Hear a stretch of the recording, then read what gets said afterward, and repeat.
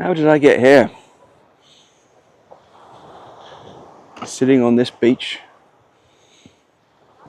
toes in the sand, breeze brushing against my skin, and a heart that finally feels unclenched. A few weeks ago, I was buried in the weight of a job that didn't fit, in a space that drained more than it gave.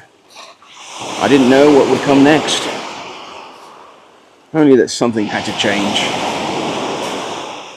And now, here I am, not just on a holiday, but in a life that feels softer, freer, more me.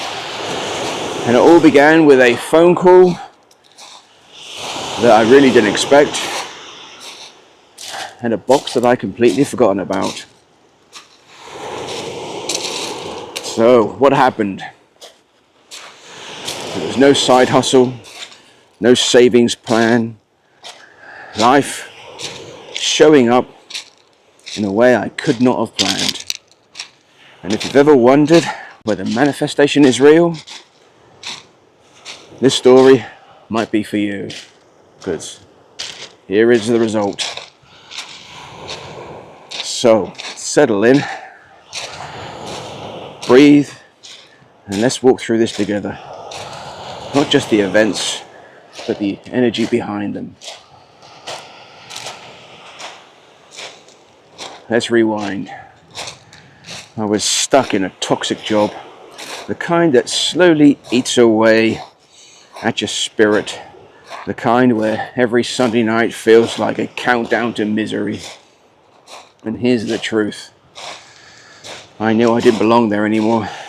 I felt it in my chest, in my sleep, in the way my smile started to feel performative. But yep, I stayed, because I didn't know what else to do, really. Sounds familiar? Sometimes we stay in what hurts, simply because it's known.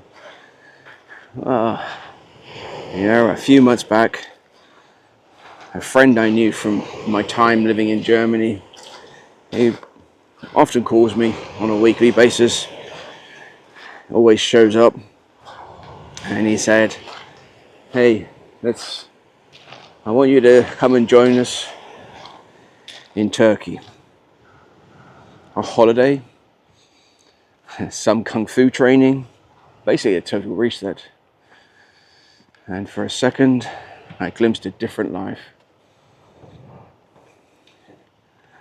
One where I chose myself, my rest, my joy. But fear, that's persistent. It whispers, who do you think you are to take time off? Can you really afford to spend all that money right now? And what happens afterwards? Will things get worse? So I told my friend I'd let him know how things turned out, if we can afford such a thing. Yep, and then it came. That call, gone. No real warning, although there was pretty much a warning. I got the call. My services no longer required. That moment was both quiet and loud, all at once. Relief, fear, emptiness, possibility.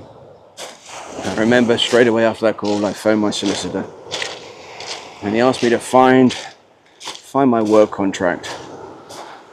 I remember walking upstairs, and the first thing on my mind was, I've got to call my friend and say I cannot justify coming to Turkey, because I really needed that money to make sure that we were safe until I could find another job. As I was walking upstairs, got to the room which I do not like to go into, and I started to go through all the boxes looking for that contract. I mean, it was full on chaos.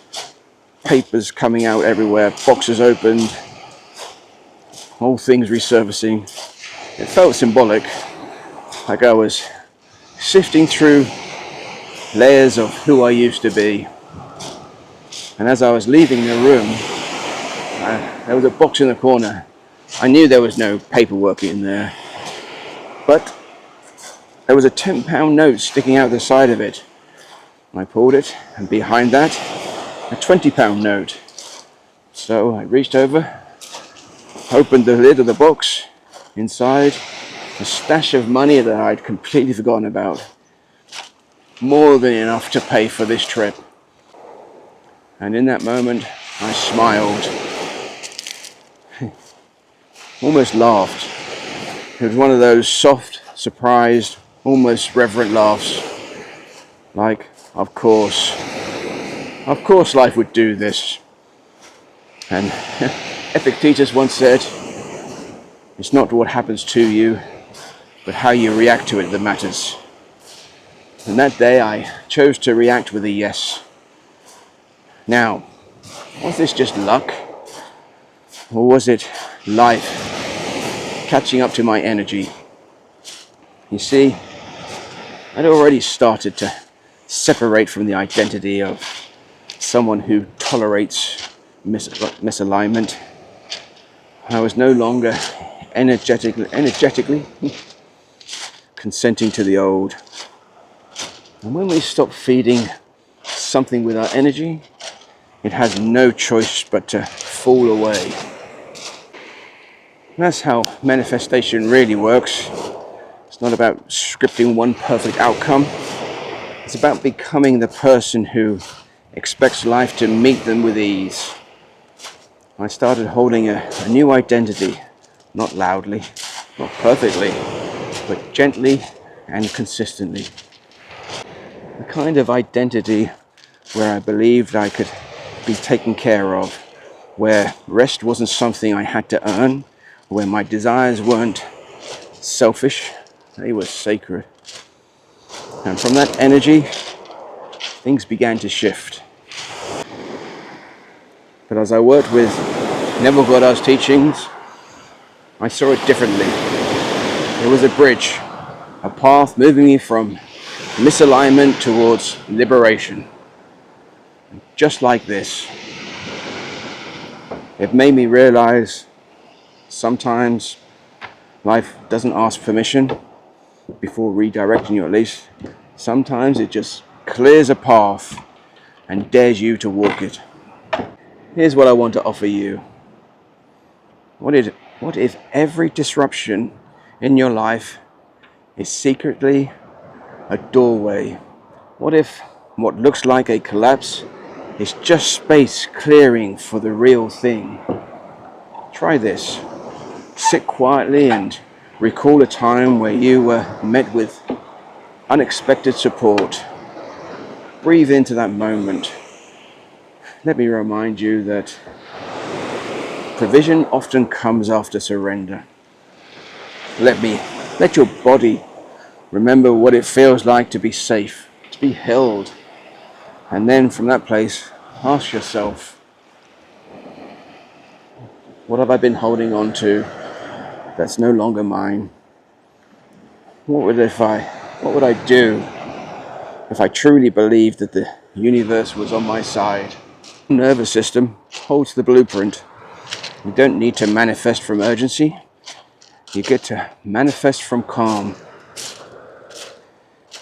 If this whole experience were a myth, what would be its title? Maybe something like, The Holiday Found Me When I Let Go, or How I Unpacked My Resistance and Discovered a Box of Money. This story isn't about luck, it's about alignment. It's what happens when you start to say yes to what's been whispering inside you. It's about trusting trusting that if you follow the thread of desire, life will match you. This holiday wasn't just a trip, it was a ceremony, a reclamation. It taught me that we don't have to have it all figured out before we say yes to joy. So let me ask you, what are you waiting to say yes to? What part of your old identity is quietly dissolving?